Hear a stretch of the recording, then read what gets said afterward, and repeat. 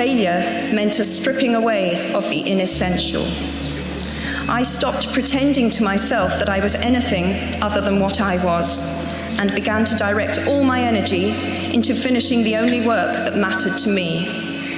Had I really succeeded at anything else, I might never have found the determination to succeed in the one arena where I believed I truly belonged.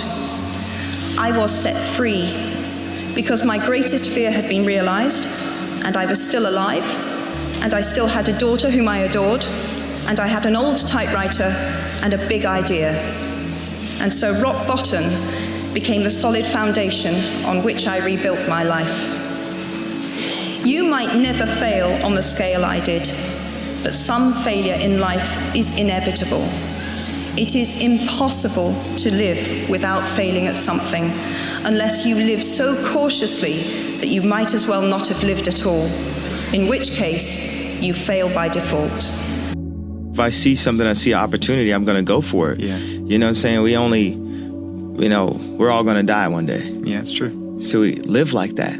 Live like you could die tomorrow. I always felt like I could do anything. That's the main thing people are controlled by. Thoughts, their perception of themselves. They're slowed down by their perception of themselves. If you're taught you can't do anything, you won't do anything. I was taught I could do everything. There's no losing, only learning. There's no failure, only opportunities. And there's no problems, only solutions. So to me, what failure is the mother of all success. If it wasn't for Michael Jordan getting cut from his 9th grade basketball team, he wouldn't have became Michael Jordan. You know, if it wasn't for, I seen an article the other day where they were talking about Oprah Winfrey and how she got fired because she wasn't good for television. You know, you got people like Walt Disney who got fired, if I'm not mistaken, from a newspaper saying he had no imagination. The thing I would say is, when you grow up, you tend to get told that the world is the way it is, and your life is just to live your life inside the world, try not to bash into the walls too much, try to have a nice family life, have fun, save a little money. But life, that's a very limited life. Life can be much broader once you discover one simple fact, and that is everything around you that you call life was made up by people that were no smarter than you. And you can change it. You can influence it. You can build your own things that other people can use. And the minute that you understand that you can poke life and actually something will, if you push in, something will pop out the other side, that you can change it, you can mold it. That's maybe the most important thing. Your brain is the most powerful weapon in the world. Once you put away your phones and your computers and all that shit we have nowadays, yeah, it's great. We're up to date. But your brain is the only thing you have when you're going through depression, when you're going through hard times, when you're going through death. Real life shit. You can't Google that shit, man. If you want to be great, you want to be the best ever at what you do, you could be misunderstood by everybody. If your job is to try to be the best basketball player you can be, right? To do that, you have to practice, you have to train, right? You want to train as much as you can, as often as you can. Right now, imagine you wake up at 3, you train at 4. You go 4 to 6, come home, breakfast, relax. Now you're back at it again, 9 to 11, right? You relax, and now all of a sudden you're back at it again, 2 to 4, and now you're back at it again, 7 to 9. Look how much more training I have done by simply starting at 4. All right, and so now you do that, and as the years go on, the separation that you have with your competitors and your peers just grows larger and larger and larger and larger and larger. And by year 5 or 6, doesn't matter what kind of work they do in the summer, they're never going to catch up. And we all have these moments in time that either make you or break you, that can determine the rest of your life. The rest of your life can be determined by one simple decision. 19 years ago, 300 pounds, I was spraying for cockroaches. I made a decision to try to be a Navy SEAL. My whole goal was to go on this path every day after work and to run 1 mile to 1.5 miles. This rock was about the 0.5 mark in my run. This rock was a moment that should have broken me.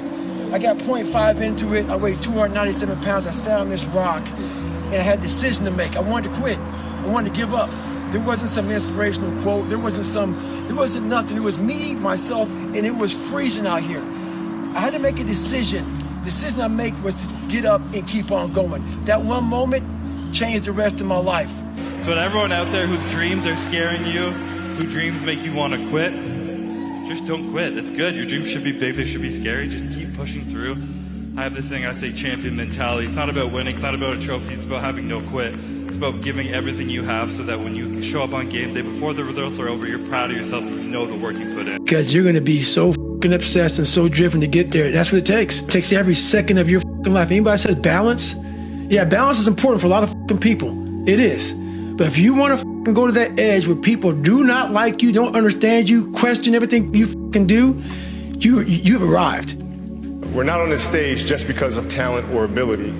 We're up here because of 4 a.m. We're up here because of 2-a-days or 5-a-days. We're up here because we had a dream and let nothing stand in our way.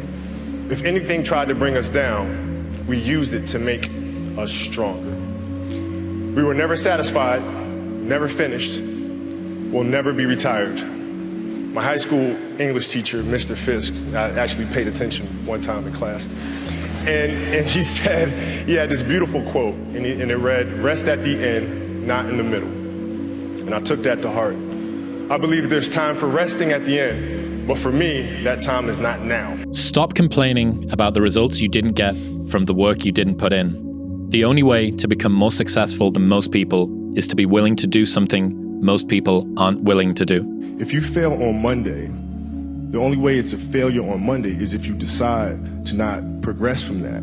You have to lose your fear of failure. Failure is a part of the process. People who never fail, never try. And if you can see it here, and you have the courage enough to speak it, it will happen. A lot of times people believe in certain things, but they keep to themselves. They don't put it out there. If you truly believe in it, if you become vocal with it, you are creating that law of attraction and it becomes reality. When preparation meets opportunity, nothing is impossible. You know what I mean? You can achieve anything. Everything comes from the imagination. So the power of the mind, people don't understand. We still don't understand. I still don't understand how powerful it is. I'm still learning. But I know one thing is I can make things happen. I've manifested things that I'm just like, I still shock myself, like, how the f did I make that happen? And this is not even to do with fighting. This is to do with my personal life. And I'm like, I made that happen. If a person would sit down and let their body relax, totally relax, and then start to visualize in their mind, see themselves the way they want to see themselves. See how you'd like to live your life. See yourself living it that way. Now, understand that that's a picture in your mind. When you pick up a book, the book is nothing but a picture that an author has painted in words. Van Gogh, the great artist, was asked one time how he did such beautiful work. He said, "I dream my painting, and then I paint my dream." They get the picture in the mind and then paint it on the wall or on the canvas. Well, if we would relax and build the image in our mind of how we'd like to see ourselves, how we'd like to see ourselves acting in life, relating to other people, our social life, see ourselves in the position we hold, or how we make our sales presentations if we happen to be in selling or something, and then take that picture and describe it, write it out in the present tense. I am so happy now that I see myself, and write it out. Now, a lot of people will laugh at this and say, that doesn't make any sense. It makes a lot of sense. They can't tell you why it doesn't. I could spend hours telling you why it does, and I could explain it in such detail that everyone would understand it. But write out a description of how you'd like to see yourself. Start to read it, and read it, and read it, and read it every day. Carry it around and keep reading it. The one point that all the great teachers, all down through history, have all agreed on, they've been in complete unanimous agreement on it, we become what we think about. Now, it may be fantasy at first, it might even appear to us as being a lie.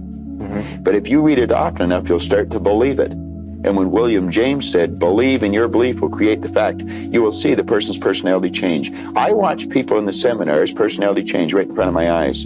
And all they're doing is starting to see themselves different. They're starting to think different. My sister came to me with a book, The Secret, preaching the law of attraction. And I was like, stop. I wasn't interested. I was almost laughing at it. And then it started to resonate with me, like to keep positive and have belief in where you're going. And you can almost picture in your head if something is going to happen, a clear belief in that it will happen no matter what. Then nothing can stop it, you know what I mean? It is destined to happen. And this is the law of attraction, you know what I mean? You have to, when things are going good and you visualize these good things happening, you visualize more good things happening, that's easy. What's not easy to do is when things are going bad and you're visualizing the good stuff. And that was what I was able to do. I was able to, you know, even though I was having these troubles at home, and even though I had no job, you know what I mean, or whatever, I still was able to feel like it was. I still was able to go into a different, I was basically just using my imagination. You know, I visualized, I'm sitting here holding the steering wheel, visualizing a brand new car, and visualizing good things in times of struggle. And that, when you can do that, I think that really makes that law of attraction work. I think it really attracts to you more. You know what I mean? Because that is harder to do when you're in the struggle to visualize these things. I believe in the law of attraction, and I believe that that you can speak things into existence. And I believe that when you know where you're going and you know what you want, the universe has a way of stepping aside for you. Connor, you've been dreaming about this moment. You've been talking about this moment. Honestly, though, does it feel the way you thought it would? Yeah, it does. It feels beautiful. I dreamt this so much, so clearly, so precisely, and so frequently that it has manifested itself into reality. And that's what I am feeling right now. It's a dream come true. Can you recall what it felt like when you landed the punch? It only took one punch. Yeah, you know, when you hit the soft part of the face, you actually don't feel nothing. It's an unusual kind of feeling. So I hit it and he was on the floor, and when you hit it clean, you don't feel it. It's nice, it's soft. In February of 2013, we spoke for the first time. You didn't have a car, you didn't have a pot to piss in. All you had were blueberries. Now here you are with the undisputed gold. Enjoy it, my friend. You deserve it, you called it. Yeah, from nothing to something to everything. I feel to be at the pinnacle of any game, you've got to be almost insane to your craft. Not a lot of people can understand that. That's why I don't know about nothing else. Around 2010, 2011, I went through this huge spiritual thing where I became obsessed with the power of the mind. And I got into it deep, like really deep, just meditation, visualization, and just realizing how powerful our minds actually are, like how we really do paint our world with our thoughts and our level of self-belief. So I took myself from being very average-minded to actually believing that I was, and believing that I could be it, and that I could be the GOAT and be the greatest and never lose. Into, like, I took myself to a different place mentally, and a lot of it came from mental practice and meditation and visualization and just seeking knowledge from people who are strong believers. I wanted to read you a quote from 2013 that you said, "I've lost my mind on this game, like Vincent van Gogh dedicated his life to his art and he lost his mind in the process. That's happened to me. When that gold belt is around my waist and my mother has a big mansion, my girlfriend has a car for every day of the week, and my kids' kids get everything they ever wanted, then it will pay. Then I'll be happy. I lost my mind." Regardless of what's in front of you, you still must grind.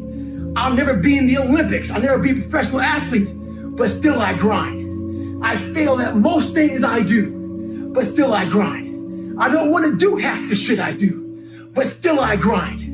And that one day, you see me down a dark alley, run at 1 o'clock in the morning, know one thing. I was grinding. David Goggins, he wrote me last night. The basis of his message was, be the guy who embraces the ugly, the miserable. Be the guy who embraces hard work, the grind. Don't be afraid of being hurt. Don't be afraid of sacrificing some blood. You know, Goggins' message, it was for a reason, you know, his reason. And Greg Jackson's been saying it for years, be comfortable being uncomfortable. But Goggins gave me a really good reminder, just be the guy who thrives in that. And I felt like I was that guy tonight during this position. You know, I think about, you know, the first person to climb Everest. You know, I'm sure people died. First man who ran a 4-minute mile, I'm sure he was hurting bad, you know. To be the first person to do anything, you should look like this. Your time is limited. So don't waste it living someone else's life. Don't be trapped by dogma, which is living with the results of other people's thinking. Don't let the noise of others' opinions drown out your own inner voice. And most important, have the courage to follow your heart and intuition. They somehow already know what you truly want to become. Everything else is secondary. I was reading a book one time that had a quote in there from Albert Einstein. And Albert Einstein said, "Imagination is everything. It's the preview to life's coming attractions." If you think about that, that's a really, really true statement. Because everything you see in this world came from somebody's imagination. Maybe it was your time to lose. You didn't think so. Lose? I don't lose! I win! I win! I'm a lawyer! That's my job! That's what I do! You know what I'm sick and tired of, Harry? I'm sick and tired of having to eke my way through life. I'm sick and tired of being a nobody. The heaviest things in life aren't iron and gold, but unmade decisions. The reason you are stressed is that you have decisions to make and you're not making them. Be consistent in your relationships. Be consistent in your work. Make it so that you are the type of person that everybody can depend upon, that people will believe in and they'll depend upon, and they know that if you say something, that you'll do it. That if you say you will be somewhere, or if you undertake a responsibility, that you will fulfill that responsibility. That sort of consistency, that sort of dependability is one of the most valuable things in the world of work today.